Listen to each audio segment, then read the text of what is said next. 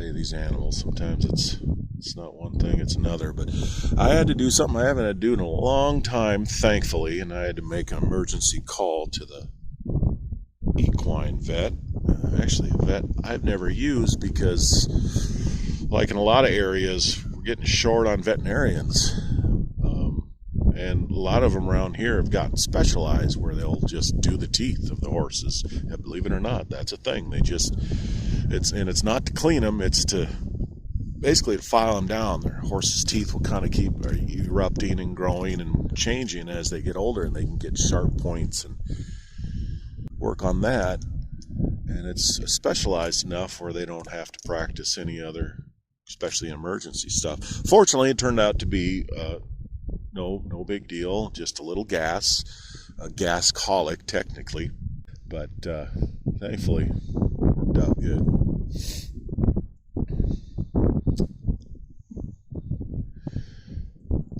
I am very thankful. We talked about Copper and the journey with him and a couple other horses that I've had, really all of them, but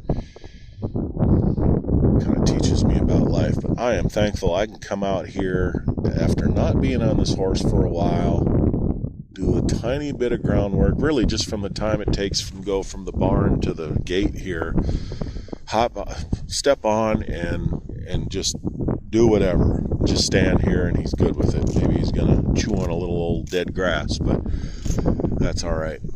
And it's so nice to just, it's probably really underestimated of how valuable it is to be able to have a horse out by itself, just to basically drop the reins, sit here, and not worry about him. But he's not dull, so if I wanted to go, that took very little, and we're going.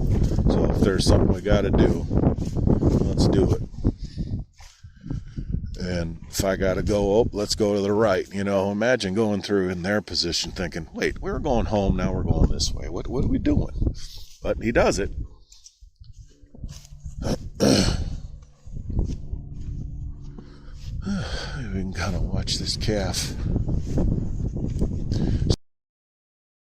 When it gets cold, windy, and especially when it gets windy and wet, that's when they really need to put some heat in. And the best way they can generate heat is by eating hay, roughage, and chewing and ruminating, chewing their cud.